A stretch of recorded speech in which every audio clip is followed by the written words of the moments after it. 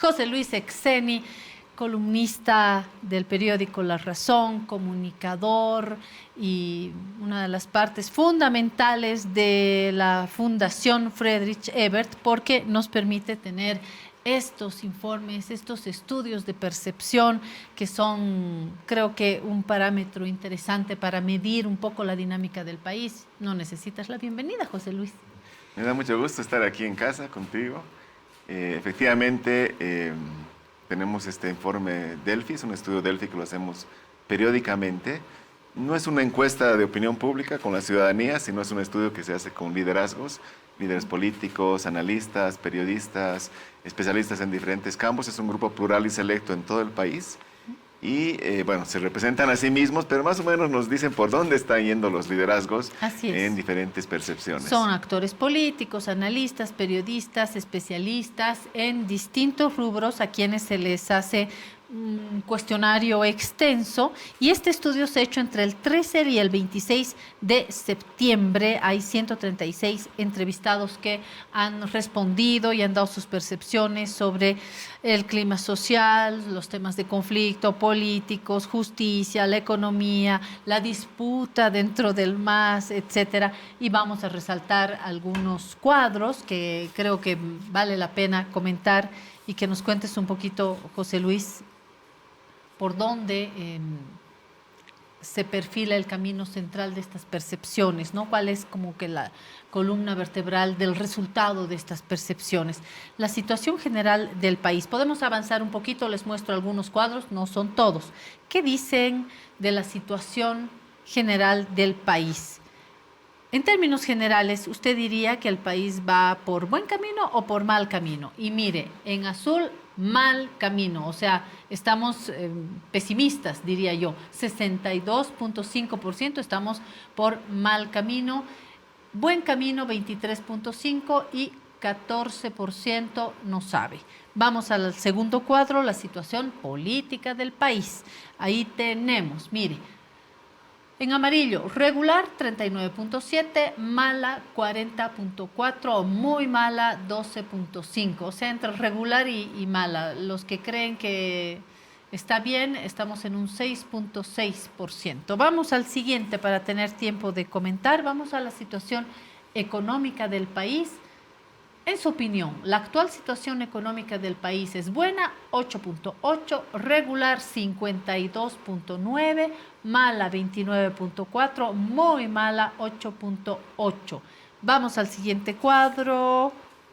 Sentimientos respecto al futuro, para empezar con estas percepciones más generales. Considerando el actual contexto, ¿cuál es su principal sentimiento sobre el futuro del país en los próximos meses? De esperanza, 14%. De miedo, 11.8%. De incertidumbre, 71.3%, como con los dólares. De indiferencia, 1.5%. Y no sabe, 1.5%. Preocupación actual, estito más lo vamos a poner en esta primera parte. Considerando el contexto actual en el país, ¿qué le preocupa más a usted? Y ahí está en verde: crisis económica con mayor pobreza y desempleo, autoritarismo y persecución política en el 16.9, polarización política y riesgo de enfrentamientos 36, crisis de la justicia, y ahí usted ve ahí abajo tiene un 22.1, narcotráfico e inseguridad. Interesante el retrato. Y la sensación sobre la polarización, veremos este más. No hay polarización política en el país, 5.2%. El país está polarizado, pero podemos resolver nuestras diferencias pacíficamente, 64%. Hay una fuerte polarización, el enfrentamiento entre bolivianos es inevitable, 25.7%. No sabe el 5%. Y este más voy a poner, este más. Expectativas respecto al sistema de justicia. Fíjese, hay un resultado interesante a la pregunta. Según su criterio, ¿cómo estará la situación del sistema de justicia en el país dentro de 12 meses? A ver, un poco mejor 4.4, igual 37.5, un poco peor 24.3 y mucho peor 33.8. Judiciales para este primer barrido general. escenarios posibles en torno a las elecciones judiciales. De los siguientes 3 escenarios sobre las elecciones judiciales, ¿cuál cree que tiene mayor probabilidad? A ver, se viabilizarán las elecciones con una ley de consenso y acuerdo sobre postulantes en la Asamblea Legislativa Plurinacional, 14.7. No se logrará ningún acuerdo y se extenderá, de hecho, el mandato de las actuales autoridades judiciales, 49.3. No se logrará ningún acuerdo y el Poder Ejecutivo nombrará por decreto autoridades interinas, 25.7. Ahí nos quedaremos, José Luis. Creo que hemos hecho un repaso general en un abanico bastante largo. ¿Qué titulares podemos sacar hasta aquí? Sí, es mucha información, son varias preguntas que se hacen en este estudio. Lo primero es esto que tú mencionabas, hay un pesimismo permanente respecto al futuro del país, ¿no? Que se ha ido manteniendo entre los que decían que buen camino, mal camino, iban más o menos iguales, pero después se empezó a abrir la brecha y hoy cerca de 2/3 de los consultados dicen que vamos por mal camino, ¿no? Y eso tiene relación con la situación política y económica. En la situación política ha aumentado la idea de que vamos por mal camino frente a un regular que se mantiene alto.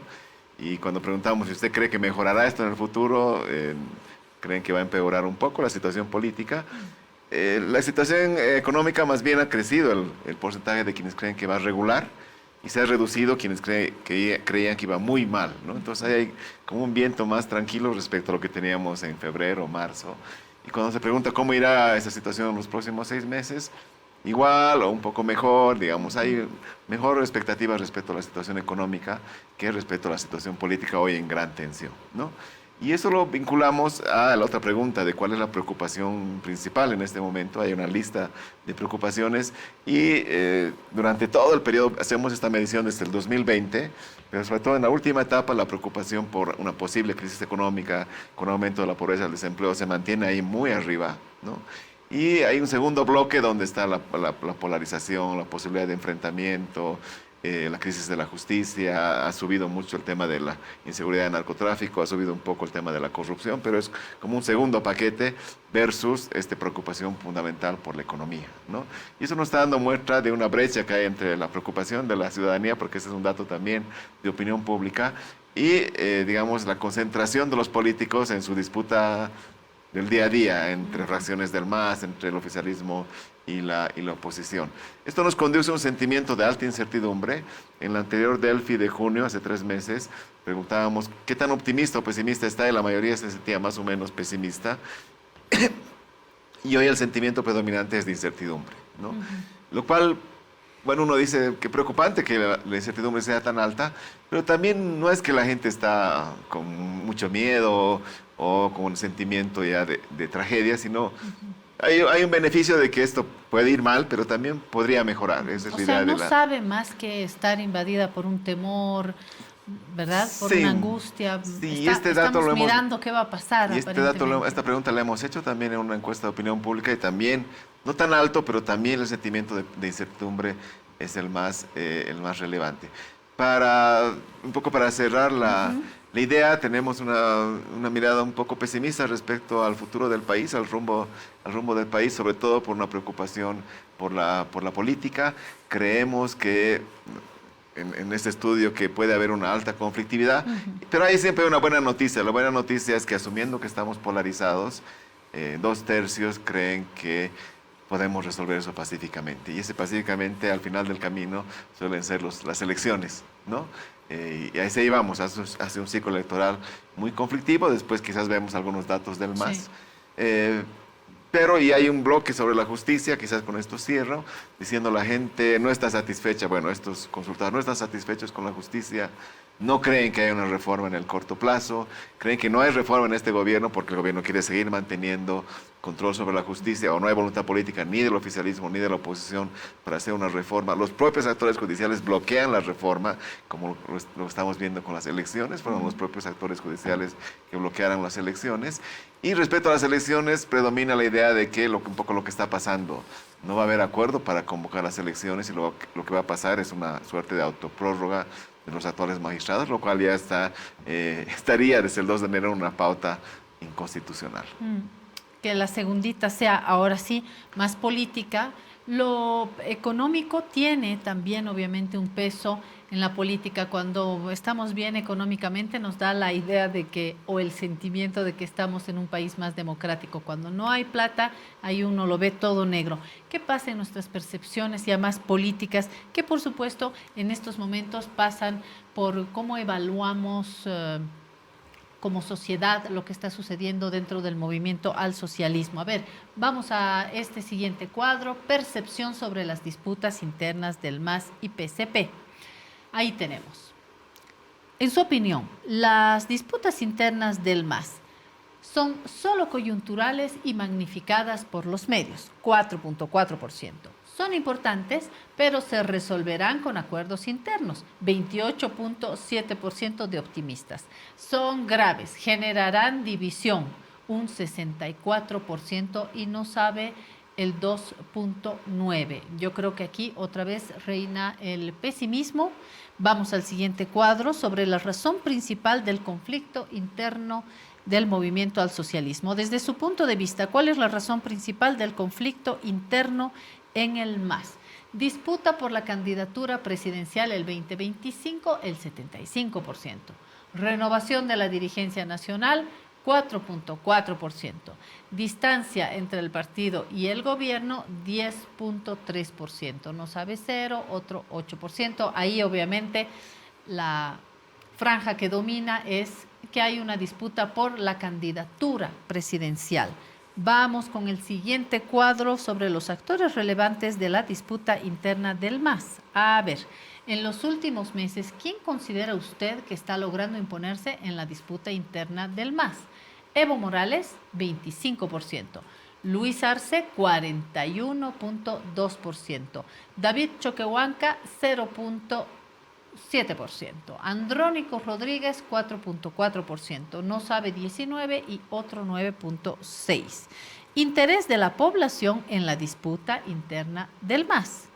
En su opinión, ¿cuán interesada está la mayoría de la población en la disputa interna del MAS? Muy interesada, 8.1%. Algo interesada, 34.6%. Poco interesada, 43.4%. Nada interesada, 12.5%, y no sabe 1.5%. Y vamos al siguiente cuadro. Ahí está, la percepción sobre el Congreso Nacional del MAS y PCP convocado en Lauca-Eñe. En su opinión, el Congreso Nacional Ordinario del MAS, convocado en Lauca-Eñe a principios de octubre, se realizará y concluirá de forma ordenada y conforme al estatuto, 4.4%, se realizará y concluirá en un ambiente de tensión y conflicto, 64.7%. No se podrá realizar el enfrentamiento entre facciones, o sea, no se podrá realizar por el enfrentamiento entre facciones, el 11.8%, y se suspenderá o postergará por una acción judicial, que es una posibilidad, 9.6%. No sabe, 9.6% también. Candidato alternativo. En el siguiente cuadro hemos hecho una selección, son muchos cuadros, pero hemos hecho una selección. En su opinión, ¿quién sería mejor candidato del MAS sin la presencia de Evo Morales ni Luis Arce? Ojo. David Choquehuanca, 1.5%. Andrónico Rodríguez, 40.4%. Álvaro García Linera, 6.6%. Marianela Prada, 1.5%. Eduardo del Castillo, 0.7%. Eva Copa, que ya ni siquiera está en el MAS, 10.3%. Ninguno, 26.5%. No sabe, 10.3%. Y la actuación del presidente Arce en una posible división del MAS. Y con esto termino esta segundita. En la hipótesis de una división en el MAS y PCP con Evo como candidato, ¿qué cree que hará el presidente Arce? Será candidato presidencial con una alianza de organizaciones políticas, 55.9%. Formar un partido propio para su postulación como candidato presidencial, 19.1%. Abandonar su aspiración de ser candidato presidencial para el 2025, 20.6%. No sabe, 4.4%.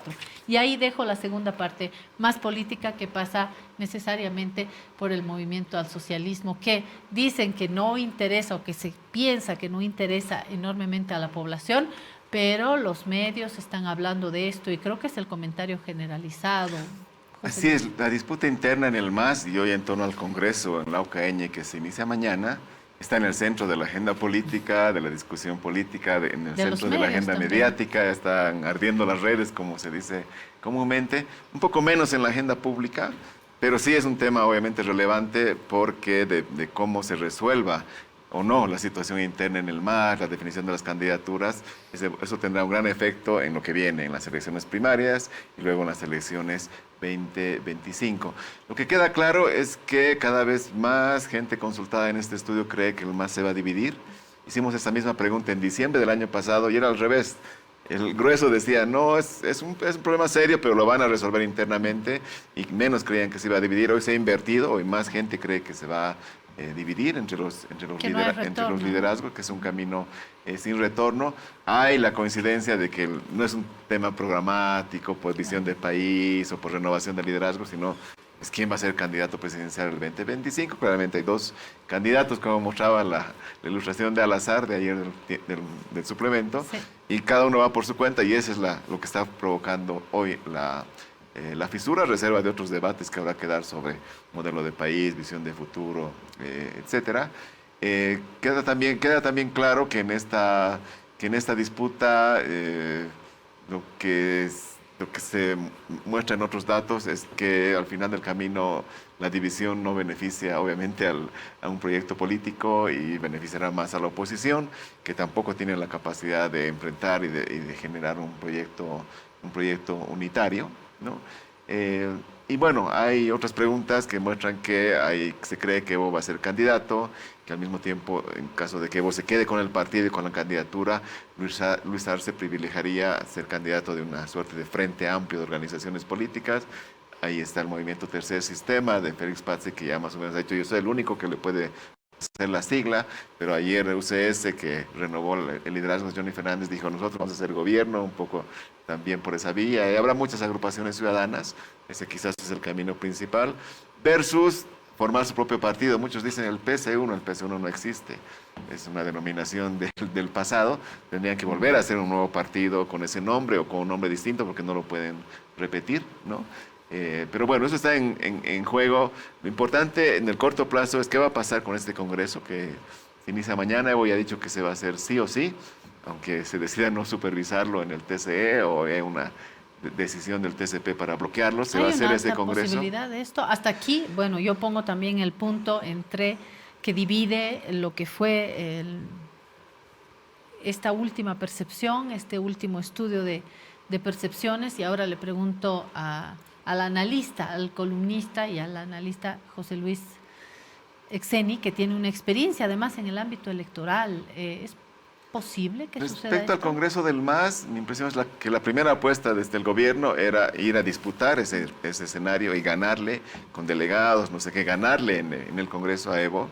Lo descartaron. La segunda era, bueno, vamos a ir a entorpecer y a lograr que se empantane ese Congreso. También lo dejaron por fuera y ahora están haciendo un evento paralelo con el Cabildo del 17 de octubre en el Alto. Es decir, le han dejado ese espacio al MAS de Evo Morales. Como no han podido ni ir a disputar y ganar, ni boicotearlo, ahora tratan de frenarlo por otras vías. Una es el TCE, que esta tarde va a resolver si mantiene o no la supervisión de ese Congreso. Esto es importante porque sin la supervisión del TCE, lo que ocurre en ese Congreso no tiene efecto jurídico, que básicamente es la elección de la nueva Dirección Nacional del MAS. El TCE, por unanimidad, y me parece correcto, ha decidido supervisar este Congreso, porque ha habido un partido político que con arreglo a su estatuto ha solicitado su supervisión, entonces tiene que hacerlo. Ya el informe de la supervisión es otra cosa, pero tendría que hacerlo. Es decir, me parecería muy difícil, pese a las presiones que sé que está teniendo el tribunal, que den marcha atrás en esa supervisión. Pero la otra vía, que de pronto una sala del Tribunal Constitucional diga, no, vamos a preservar derechos constitucionales y no se hace ese Congreso, esa parece que es la apuesta más fuerte hoy, hasta esta tarde, hasta mañana quizás del gobierno. Pero sería terrible y esta es una puerta terrible, y nos veamos en el espejo de Guatemala. Sería terrible que los temas electorales pasen a resolverse, dejen de resolverse en el Tribunal Supremo Electoral y pasen a resolverse en el ámbito de la justicia. Después, que cuidado que los jueces digan, este puede ser candidato, este no, o finalmente digan, esta elección es válida y esta no. Así es el tamaño del boquete que están abriendo, pasándole al Tribunal Constitucional una decisión cuya última palabra debería tener el Tribunal Supremo Electoral. A reserva de cómo se resuelve este Congreso, creo que lo importante hacia adelante es qué va a pasar con el MAS como instrumento político. Y habrá que ver si llegan hasta las primarias, porque todavía está muy lejos. Pero sobre todo, ¿qué va a pasar con el bloque nacional o plurinacional popular, que es lo que está en juego?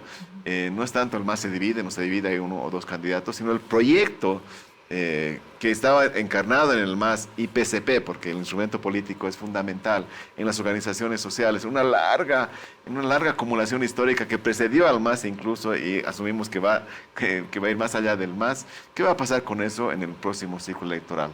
¿Va a haber un retroceso? ¿Se lo va a frenar? ¿Va a haber otra opción que empiece a tratar de desmantelar el proceso constituyente, el Estado plurinacional, la democracia intercultural, el pluralismo jurídico, los buenos vivires?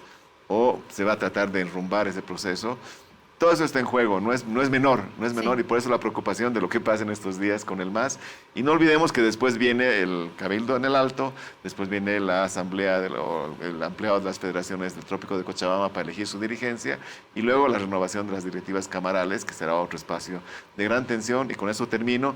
En un escenario, yo creo que hoy hemos pasado de un escenario inercial de gobernabilidad más o menos estable o inestable a un escenario crítico de parálisis y bloqueo institucional. Y eso es muy peligroso, porque si la Asamblea está bloqueada, el Ejecutivo puede tener problemas en términos ya de gestión, no solo de la política, sino también de la economía, que es lo que está sosteniendo un poco la idea de estabilidad, así como la baja conflictividad social.